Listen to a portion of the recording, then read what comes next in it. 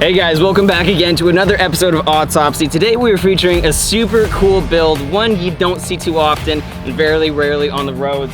We got a Hummer H1 and one of the coolest ones we've ever seen. Let's check it out.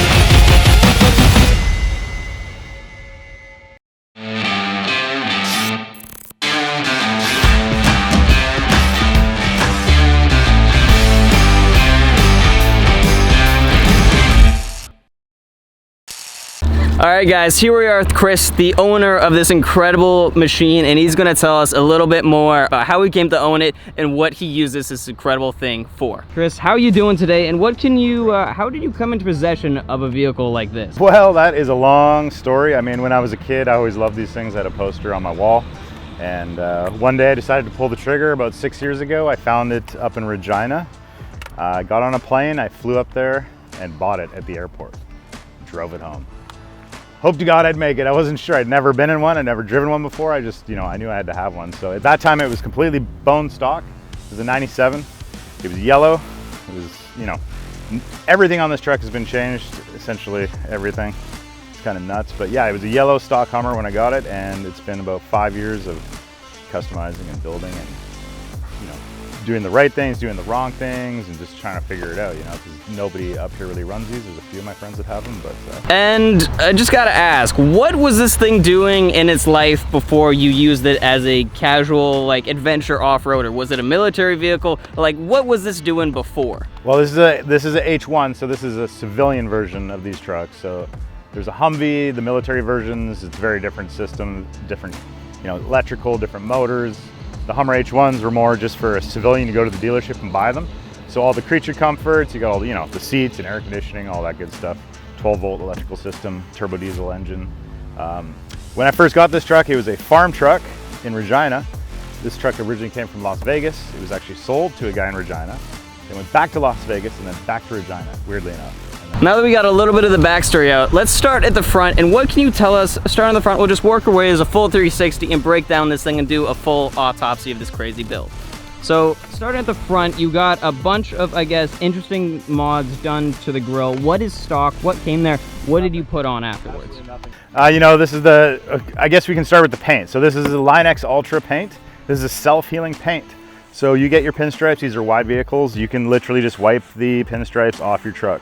So Line X Ultra did that down in Washington. Tim at Trick Factory did all the Raptor coating on the bush bars, the hood. They redid the entire roof, did all the seam sealer. So Raptor coated that, reinforced the bottom of the hood as well, because this is fiberglass. This is not a metal hood or aluminum. I have a FLIR camera, forward-looking infrared camera, which is pretty sweet. All the lights swapped out to LED. We have light. I've covered these light bars just because I'll probably take these off. These two up here are so bright. These are the Heiss light bars. They're crazy bright. I don't really use these ones, so I just keep them covered up. We have a 12K winch. We have the Mod Mafia 2-inch lift springs, 42-inch pit bulls, Method 17-inch bead locks. These vehicles do come with the inflation system, so you can actually inflate and deflate as you drive, which is pretty amazing. You don't have to pull over. The Jeep guys hate that when you wave and you drive by. They're all sitting there for 10 minutes. This is a new motor in the truck. It's an Optimizer 6.5, new turbo, new injection pump. It's fully intercooled. We have the snorkel upgrade pre-cleaner on the snorkel system. That's great. Good for all the dust. I highly recommend that for, $300 for a pre-cleaner. You can't beat that. So what do you got hiding underneath here? You were telling me something about your axle. Yeah, so last thing I forgot to mention is these vehicles have portal axles, so that if you don't know what a portal axle is, your half shaft comes in at the top, puts your gear reduction into the wheel, so it gives you a little more ground clearance. There is hella clearance under these things. Yeah, put your camera underneath. You can, oil changes are a breeze, man. Yeah, it's crazy. You go over boulders, you're like, nope, never even touched it. Just drive right over it. 3 feet of ground clearance, maybe more. Break time, be right back. You want to build your next vehicle, whether it be a 4x4 overland rig, a performance street car, or a lifted truck. We'll walk you through every step of the build to ensure your dreams become your reality. To get started, send us an inquiry at techcustoms.com. You a dirty boy, Vinny? Yes. Look at that dust. Oh my God. Just gave you a bath. Nice. Well, do you want to pop the hood now, or should we pop that after? Yeah, we can pop it. Easier without the dog.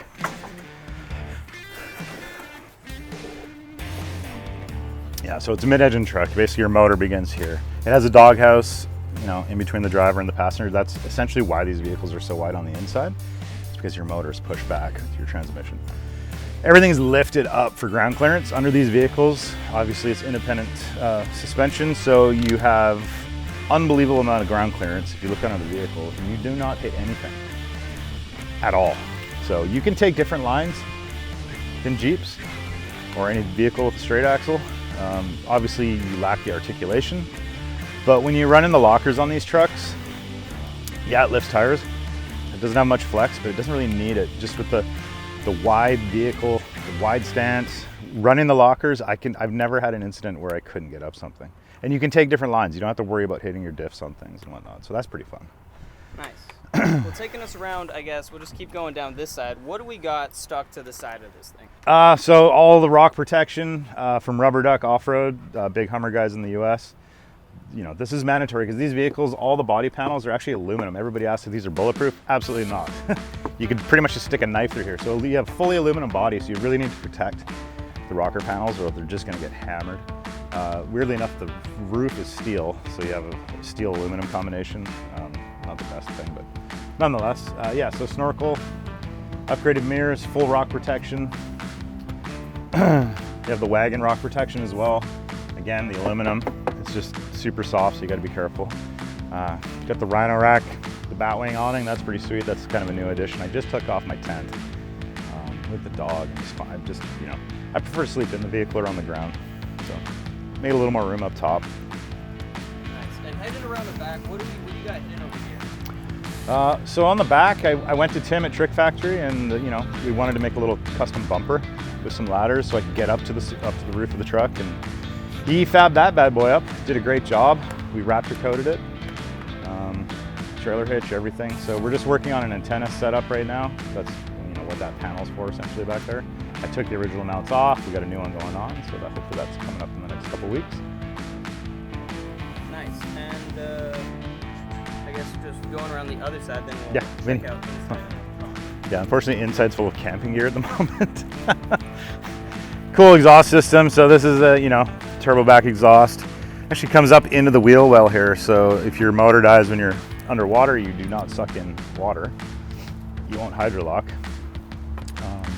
What do you got hidden up top on top of this vehicle? So we got the high lift jack, shovel. I throw random stuff if there's water. I got a spare tire up on the roof. Everybody always asks, you know, how are you gonna get that off? Well, I don't really give a shit. If I'm stuck in the middle of nowhere, I want a spare tire. It's at least my worry. So yeah, you just throw it off the side and try and figure out how to get the other one back up, I guess. But also Hummer Core roof rack. That's about it for the top. Like I said, Tim Raptor coated. He stripped this all down the metal, redid all the seam sealer, Raptor coat. This is all Raptor coat as well. Stuff's amazing, by the way. Yeah, you can see the method wheels. So that's the inflation system. Works pretty amazing, to be honest. We have an ARB compressor system running, so over the stock system, so you can get down to, like, you know, 10 psi up to like a 30 psi. You can probably do that in about 5 minutes. Would we be able to take a quick look inside this thing to see how you've rigged this thing out for camping? Like I said, I took the rooftop tent off because it's so wide in here. The military versions, you can slide stretchers in there. So I figured, you know what, why don't I just sleep in this thing? Driver usually has the most. Here, let me move some stuff out of the way here. So the driver obviously has the most room in these trucks. It's pretty cramped for everybody else. Weirdly enough, they're 4-seaters. There was a bench seat option, which is, I don't know, kind of weird. You gotta be like 3 feet tall to sit in it, or you hit your head on the roof. But yeah, this is the cockpit, as you might say.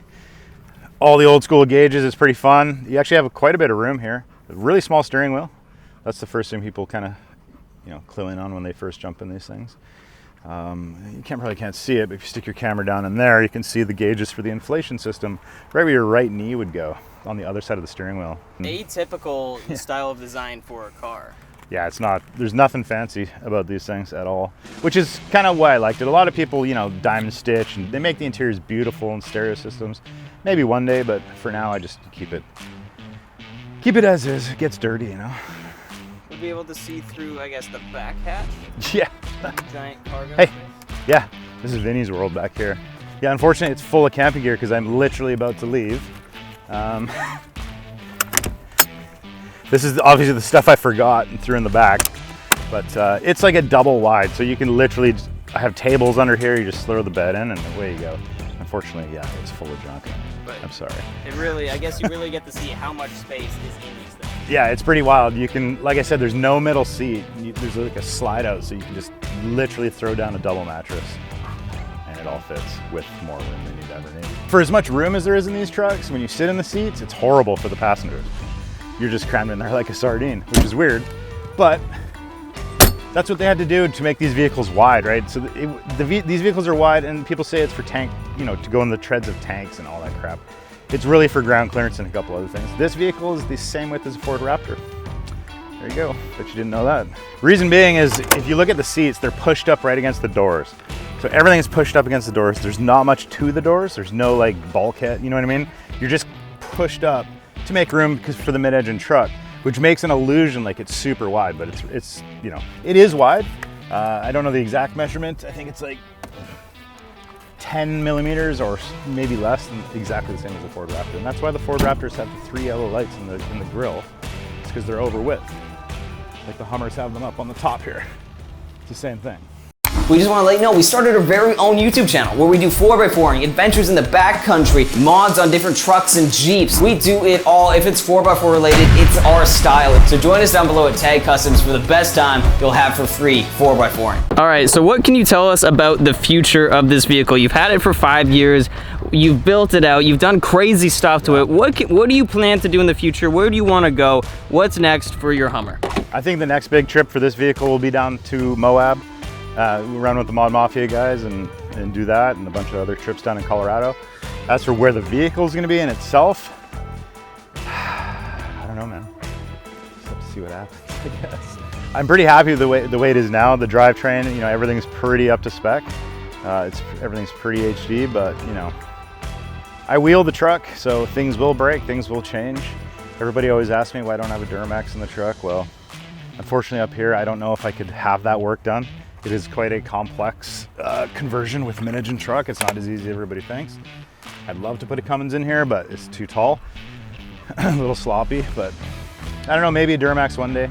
But I'm so happy with this setup right now. To be honest, like it's amazing. Tim at Trick Factory and Travis at Flex at Fab, and everybody that's worked on this truck has done amazing stuff. There's no doubt. When I look at the truck, I really just, sometimes I'm just speechless. I really don't know what to say. It's like, you know what I mean? Like 5 years of work, and I think it's done. I don't know. I hope so. There's only so much you can do, right? What would you say to someone that has a Jeep that would never like wheeling a Hummer would be crazy? What do you say to all those people? Because I'm sure you get this question. You know, I think everybody, to each their own, right? Like everybody always, you know, there's the stigma of these things. They're so wide and there's no flex and bleh, they break down and whatever. You know, just wheel whatever you want, man. Whatever makes you happy. I think if a Jeep person wants to get into a Hummer, that's great. Why not? They're super fun. It's different. You know, I've had Jeeps in the past. They're all awesome vehicles. They're all super capable. Weirdly enough, this thing's really good on fuel. Shh, don't tell anyone. It's probably better than my Dodge, that's for sure. So all these weird Hummer things that people, oh, it's the worst on gas. No, it's not. It's not as wide as you think it is. It's pretty capable rig, man. We just did whipsaw, a bunch of us, and I think we did all the big obstacles without any issues. I think I touched my rocker panel once, like just touched it. So, I don't know. Awesome. Cool. Well, where can people find you online? Where can people find more info on Hummers? Yeah, you can hit me up on our Instagram as HummerMob. I'm getting into YouTube a little bit more. I work full time, so it's not the easiest thing to do. Obviously, blogging is a full-time business, but yeah, check us out on HummerMob, and from there you can find all my friends and Yeah. Well, thank you very much for taking the time to bring the Hummer out to show us a little bit more about this. And just FYI, this guy won Audience Choice Awards back at our 4-Wheel Drive Association show just last week. So we just wanted to show him some extra love and make a little quick highlight video and show people how cool this thing was. So we're gonna get right to it, shoot some dope B-roll, some dope photos, and really make this thing look awesome.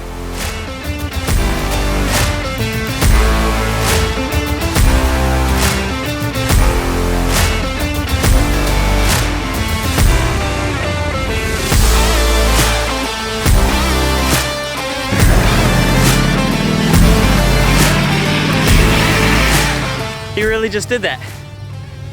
He's gone.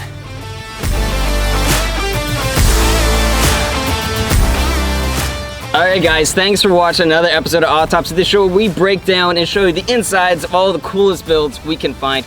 Thank you very much for watching Tag Customs, and we will see you in the next one.